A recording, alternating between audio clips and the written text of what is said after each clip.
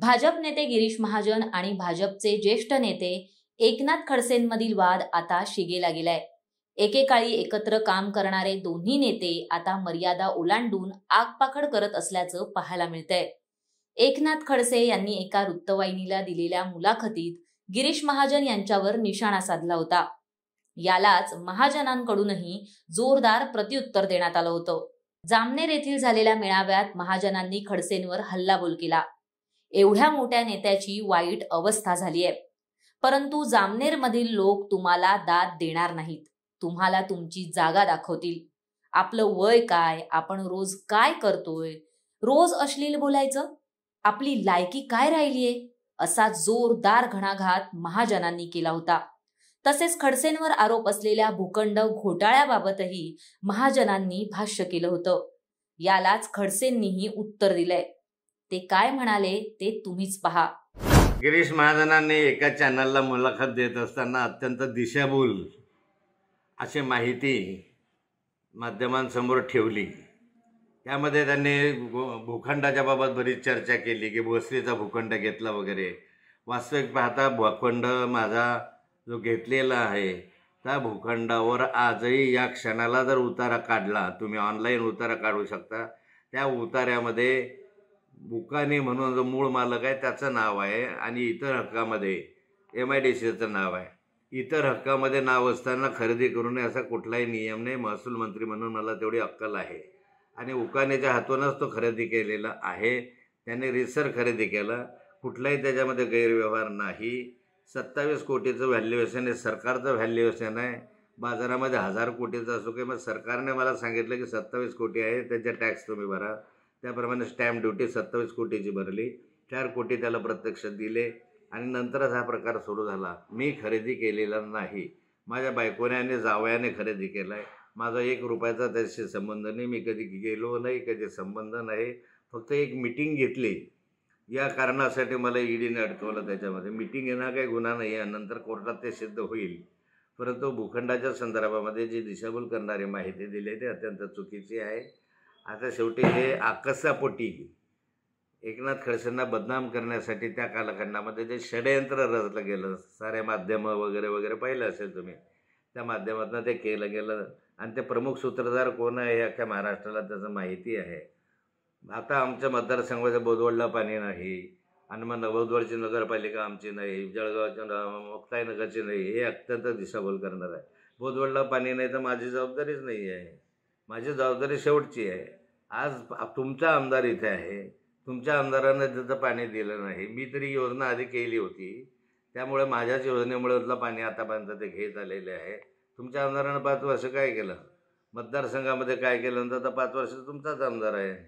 जे तुम्ही म्हणता आहात की कोथळी ग्रामपंचायतचा सरपंच आहे, मी सांगितलं आहे की कोथळी ग्रामपंचायतच्या सरपंचाची मुलाखत घ्या आणि ते कोणाचे आहे हे त्यांच्या तोंडूनच ऐकून घ्या।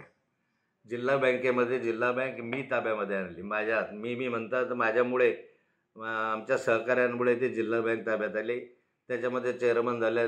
तुम्ही जसं म्हटलं बायकोशिवाय निवडून येत नाही, तसं मुलीशिवाय माझ्या निवडून येणार नव्हते आणि म्हणून जिल्हा बँकेच्या संदर्भामध्ये जिल्हा बँक आमच्या ताब्यात होती, दूध फेडरेशन माझ्या ताब्यात होतं। दूध फेडरेशनला बायकोला हरवलं तर गद्दारी करून तुम्ही, मला माहिती आहे सगळ्या महाराष्ट्र आमच्या जळगाव जिल्ह्याला माहिती की काय उद्योग तुम्ही केले त्या संदर्भामध्ये।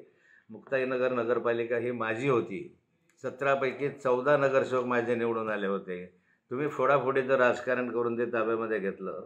बोदवडची नगरपालिका माझी होती, माझ्या ताब्यामध्ये होती, तिथला एक नगरसेवक फोडून तुम्ही त्यात तुमच्या ताब्यामध्ये घेतली। फोडाफोडीचं राजकारण, पैशाचा आमिष या माध्यमातून ह्या संस्था तुम्ही ताब्यात घेतल्या। मुक्ताईनगर तालुक्यामध्ये विधानसभा क्षेत्रामधली कृषी उत्पन्न बाजार समिती माझ्या ताब्यात आहे। एक माणूससुद्धा तुमचा येऊ शकला नाही मतदारसंघात। तालुका खरेदी विक्री संघ माझ्या ताब्यात आहे, एकसुद्धा माणूस तुमचा येऊ शकलेला नाही त्या ठिकाणी। तुम्ही काय उजेड पाडता आहात।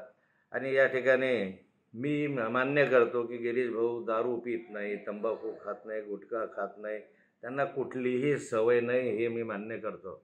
त्यांना एकच सवय आहे, ते तुम्हाला माहिती आहे, त्यामुळे त्याच्यावर मी फार न बोललेलं बरं आहे। आता यामध्ये काय काम केलं, जेवढे जळगाव जिल्ह्यामध्ये धरणांचे कामं आत्ता नव्यानं उभे राहिलेले आहेत ते सगळे नाथाभाऊच्या कालखंडात झाले।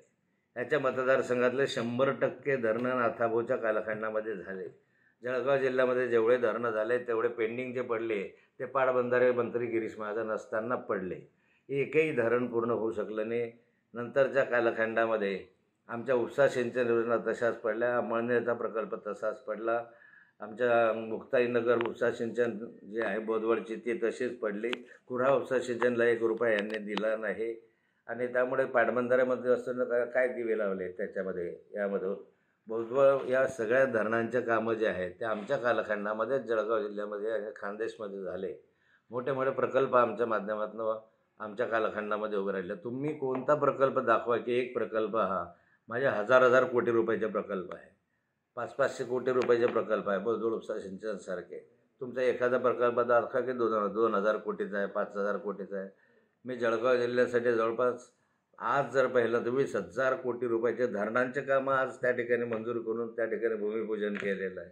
तुम्ही काय उद्योग केले याच्यामध्ये? नुसते टीका टिप्पणी करायची. आणि आता तुमचं ती जामनेरची सभा पाहिल्यापासून संतुलन बिघडलेलं दिसतं आहे. त्यामुळे नार्कोटेस वगैरेवर येत आहे. माझं जर संतुलन बिघडलं असं तुम्ही म्हणता तर नार्कोटेस करायची गरज काय आहे? माझं जर संतुलन बिघडलं तर मग तुम्ही नार्कोटेस करायची गरज काय? मी तयार आहे, परंतु आता करायची गरज काय? जर माझं संतुलन बिघडलं तर याच्यामधून काही तथ्य निघेल का? निव्वळ बळबळ करणं, खोटं करणं, ते देवेंद्रजींच्या छत्रछायेखाली राहून फक्त मोठा झालेला माणूस आहे. स्वतःचं कर्तृत्व शून्य आहे आणि त्यामुळे याला फार काही भाव देण्याचा अर्थ नाही आहे.